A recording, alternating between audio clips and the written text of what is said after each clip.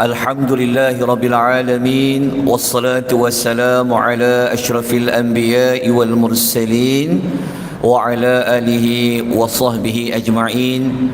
Allahumma salli wa sallim ala nabiyyina Muhammad wa ala alihi wa sahbihi wa man tabi'ahum bi ihsanin ila yaumiddin, amma ba'd. Muslimin dan muslimat rahimani wa rahimakumullah, pagi ini insya-Allah kita akan mengulangi sekali lagi ayat yang ke-7. Kemudian kita akan masuk pada ayat yang baru, ayat yang ke-8, dan kita akan membuat silang rujuk dengan nota Yahudi menurut Al-Quranul Karim.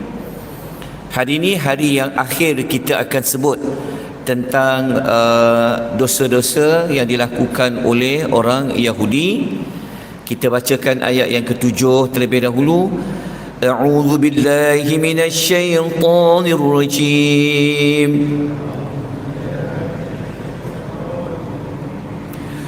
ولا يتمنونه أبدا بما قدمت أيديهم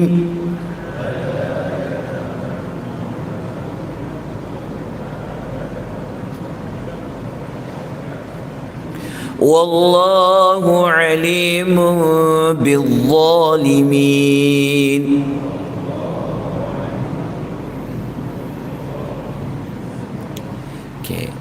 Terjemahan ayat yang ke-7, sudah pasti orang Yahudi itu selama-lamanya tidak akan mengharapkan kematian disebabkan oleh dosa yang telah mereka lakukan, dan Allah Maha mengetahui orang yang zalim itu.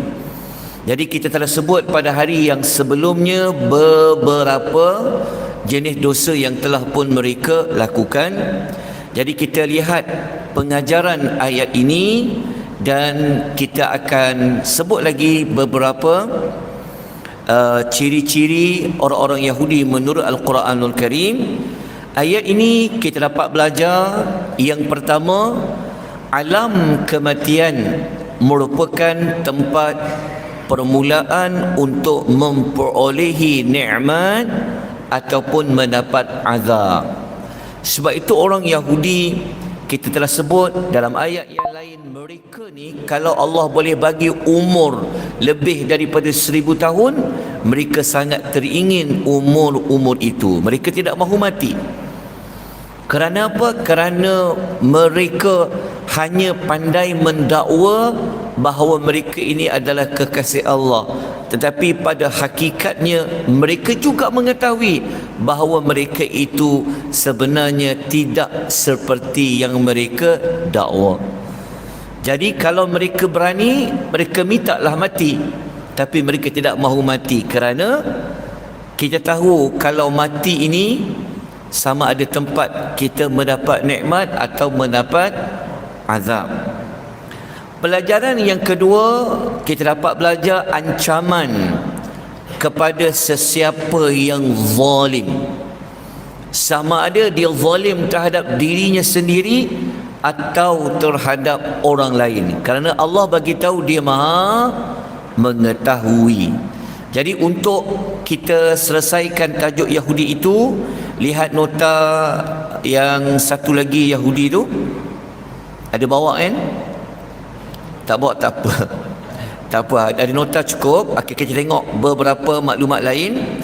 Ini pada kesimpulannya, orang Yahudi ini apa yang Allah nak timpa kepada mereka. Okey, kita lihat nombor, saya tunjukkan.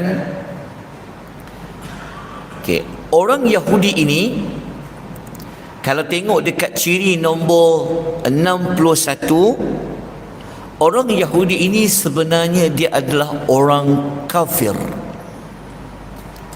Walaupun dia ada pangkat ahlul kitab. Okey. Ayat rujukan yang menunjukkan bahawa orang Yahudi ini sebenarnya adalah orang kafir Inilah ayat-ayatnya. Beberapa ayat lah, ada 10 tempat. Antaranya boleh buka suratul Baqarah ayat 41, Al-Baqarah ayat 88 sampai 91, sampailah surah-surah yang kita nyatakan ini. Dan kita bawa beberapa contoh beberapa contoh.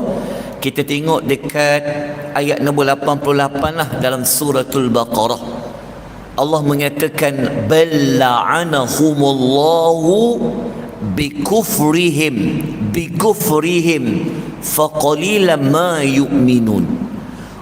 Bahkan Allah telah melaknat mereka disebabkan kekufuran mereka, Jadi kalau kita baca ayat nombor 89 suratul Baqarah, ini dekat nota Yahudi tadi, ciri nombor 61, kita akan jumpa Allah Ta'ala sebutkan orang Yahudi ini apa? Alladzina kafaru falamma ja'ahum ma 'arafu kafaru bih fala'natullahi 'alal kafirin. Setelah datang kepada mereka apa yang mereka telah tahu tentang Nabi Muhammad sallallahu alaihi wasallam, macam orang Yahudi sekarang, mereka Ahlul Kitab, walaupun mereka tidak seperti Yahudi yang satu lagi, yang Yahudi yang berbentuk liberal secular macam Zionis tu, selagi dia Yahudi, dia tidak mahu ikut Al-Quran, dia tak mahu memeluk agama Islam, Allah Ta'ala kata apa? Mereka ini telah menjadi kufur. Maka Allah menimpa orang kafir yang ingkar itu. 2 kali Allah ulang. Lepas tu boleh baca satu lagi dekat ayat nombor 90 lah. Allah guna perkataan ayyakfuru. Baik.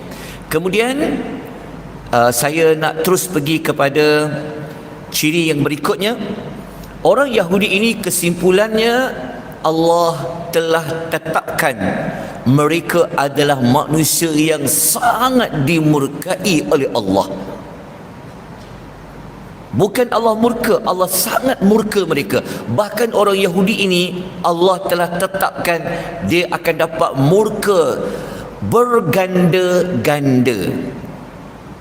Sebab itu dalam surah Al-Fatihah kita telah sebut ghairil maghdubi alaihim, bukan jalan orang yang engkau murkai. Jadi kalau nak tahu kenapa mereka dapat gelaran orang yang Allah murkai, kena bacalah ciri-ciri yang telah pun kita senaraikan. Jadi kita tengok surah Al-Imran ayat 112, muka surat nombor 64. Allah Ta'ala kata apa kepada mereka? Allah mengatakan duribat alaihimudz zillatu aynama suqifu illa bihablin minallahi wa hablin minan nas wa ba'u bighadabin minallah.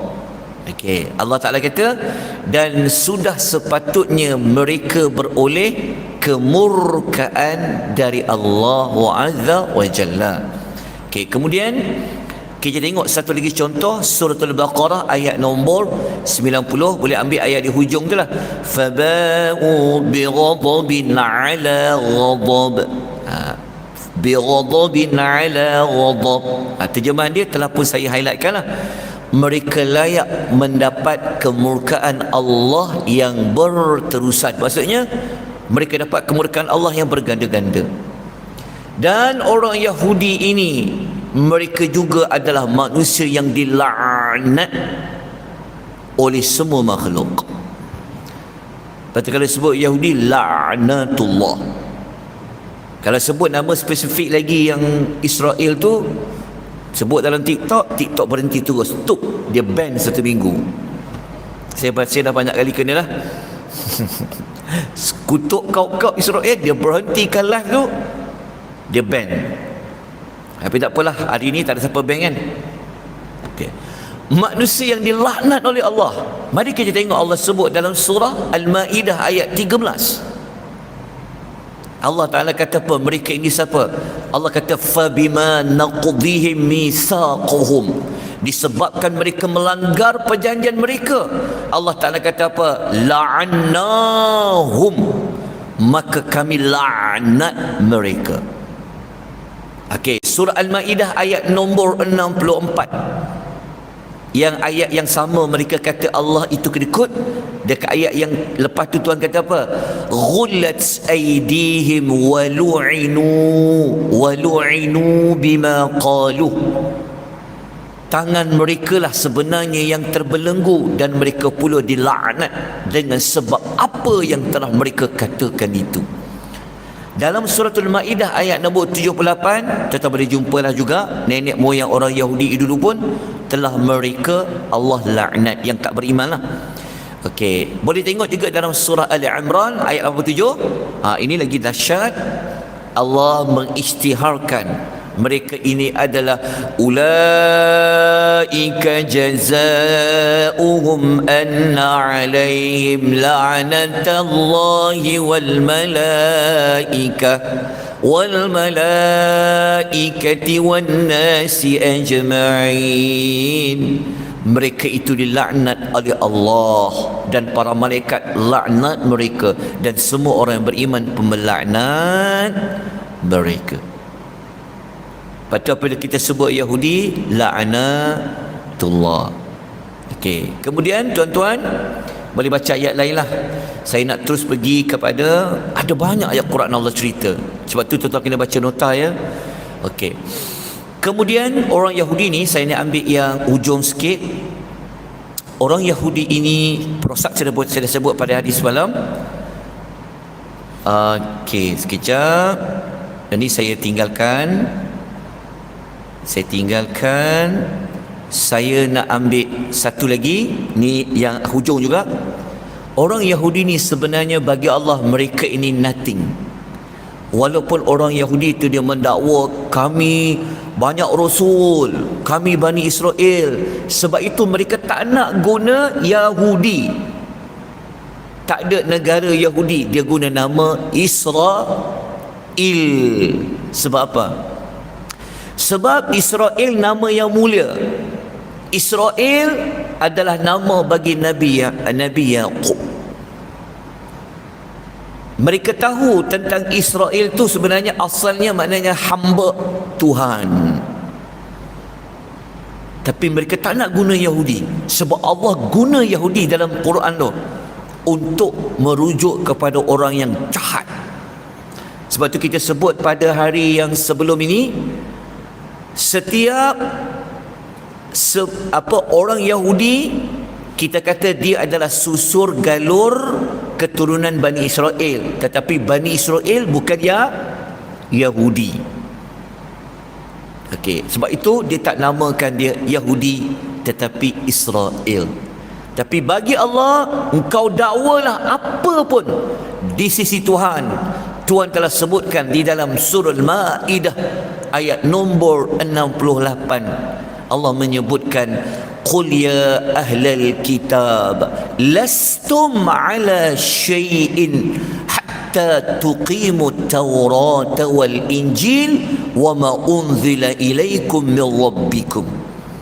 Tuhan katakanlah wahai Muhammad kepada ahlul kitab, wahai ahlul kitab, kamu tidak dikira mempunyai sesuatu agama sehingga kamu tegakkan ajaran kitab-kitab Taurat dan Injil dan apa yang telah diturunkan kepada kamu daripada Tuhan kamu, iaitu Quran. Ini kena juga kepada orang Yahudi lah, masuk orang Nasrani. Kalau mereka ikut kitab Taurat Injil seperti yang asal, mereka mesti beriman kepada Nabi SAW. Tapi mereka tidak mahu ikut. Jadi Tuhan kata, kau dikira seorang yang tidak mempunyai agama yang benar, tidak ada nilai sisi Tuhan. Dan hujung sekali, last sekali, ciri yang ke-67, Allah telah mengisytiharkan di dalam Al-Quran, mereka adalah seburuk-buruk makhluk Allah. Dahsyat ni, yang kata ni adalah Allah. Jadi kita boleh jumpa dekat suratul Bayyinah ayat nombor 8 muka surat 598 Allah mengatakan innal ladzina kafaru min ahlil kitabi wal musyrikina fi nari jahannam khalidina fiha ulaika hum syarrul bariyah. Sesungguhnya orang yang kafir, yakni ahlul kitab dan orang yang musyrikin, mereka berada dalam neraka jahanam, mereka kekal di dalamnya dan mereka itu adalah seburuk-buruk makhluk Allah. Selesailah secara ringkaslah membincang tentang Yahudi. Baik, tuan-tuan, kita kembali kepada surah Al-Jumu'ah. Kita masuk ayat nombor 7. Sikit lagi. Kita baca ayat nombor 7. Ayat nombor 7 ya, bukan. Ayat nombor 8. Maafkan saya, ayat nombor 8. Ada sikit salah dekat note tu. Dia betul kan? Okey, kita baca ayatnya. قل إن الموت الذي تفرون منه فإنه ملاقيكم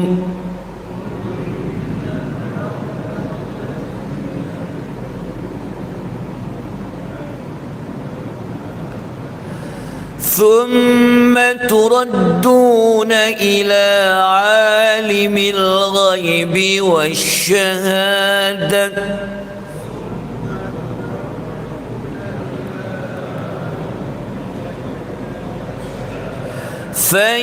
فينبئكم بما كنتم تعملون.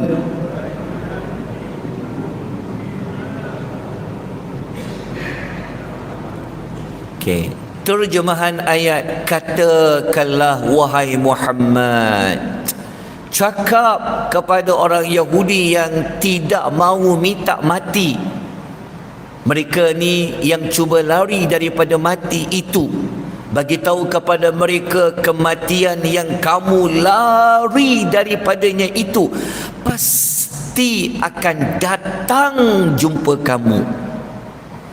Kemudian apabila mati itu datang, kamu mati, kamu akan dikembalikan kepada Allah yang mengetahui perkara yang gaib, dan kamu kembali kepada Allah yang mengetahui perkara yang nyata. Lalu nanti Allah bagi tahu kepada kamu apa-apa yang telah kamu lakukan. Okey. Ayat ini kita mudah je faham. Maksudnya apa?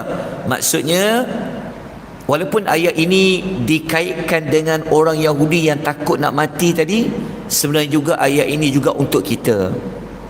Sebab itu kita ni larilah macam mana untuk mati. Buatlah apa saja untuk elak daripada mati. Tapi kalau Allah kata saat itu mati, mati itu akan datang kepada kita. Jadi apabila kita masuk alam mati, kita akan bertemulah dengan Allah yang maha ghaib dan Allah yang mengetahui segala-galanya. Dan apabila kita mati, nanti apabila masuk di hari akhirat, Tuhan akan beritahu kepada kita apa yang telah pun kita lakukan. Okey, apa pelajaran daripada ayat? Allah, saya tertulis ayat 6, minta maaf tuan-tuan perempuan. Dah jadi bengong lah saya. Okey. Kita baiki sikit ayat nombor 8 tu. Okey, pelajaran yang pertama kita dapat belajar ayat nombor 8, kematian pasti datang sekalipun manusia cuba untuk melarikan diri. Saya kukuhkan dengan satu ayat lain ya. Dalam surah An-Nisa ayat 78 Allah bagi tahu apa? Aynama takunu yudrikumul maut. Di mana jua kamu berada, kematian itu akan datang cari kamu. Walau kuntum fi burujim musyayyadah, sekalipun kamu berada dalam benteng-benteng yang tinggi lagi kukuh. Tuan-tuan duduklah bawah tanah ke, dalam laut ke, duduklah di angkasa langit yang keberapa sekalipun, kalau Allah kata saat mati sampai, mati itu akan datang. Baik.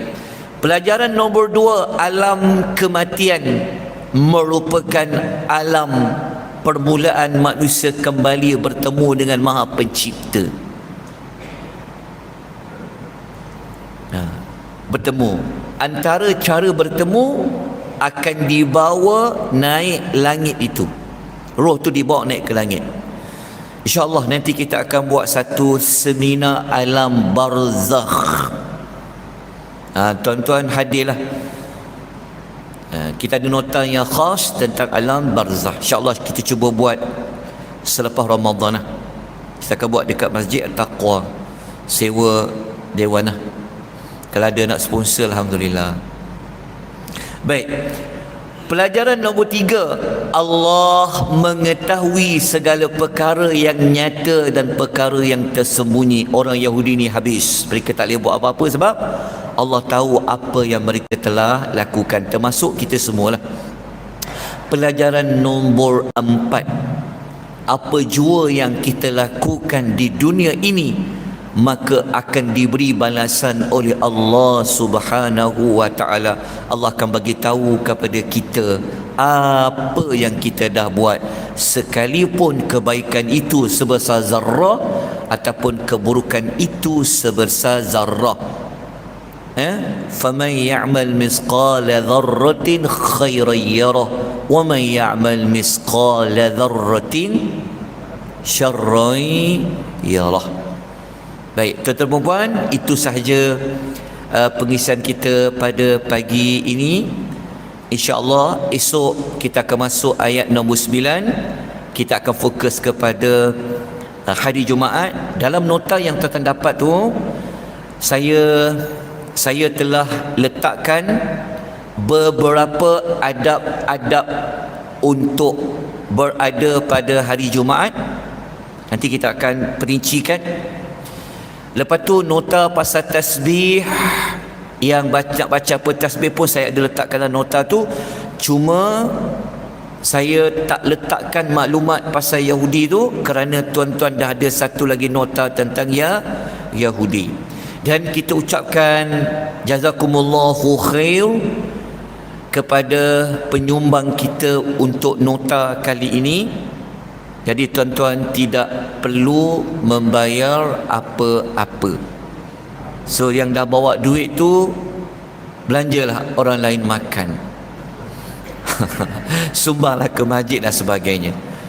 Baik, terima kasih kerana kita ada 2 penyumbang yang menyumbang untuk nota surah Jumaat. Kita doakan semoga mereka ini diberikan oleh Allah apa keberkatan rezeki, Allah memberikan rahmat, dan kita semua moga-moga Allah pun memberikan kita rahmat dari usaha kita memahami Al-Quranul Karim. Saya mohon ampun dan maaf jika terlambat menyerahkan nota soft copy. Saya akan edarkan hari ini, jadi jangan bimbanglah, kerana kita ada jemaah yang suka melihat secara elektronik. InsyaAllah saya akan serahkan pagi ini insya-Allah. Aqulu qouli hadza wa astaghfirullahal azim wa billahi taufiq wal hidayah. Wassalamu alaikum warahmatullahi wabarakatuh.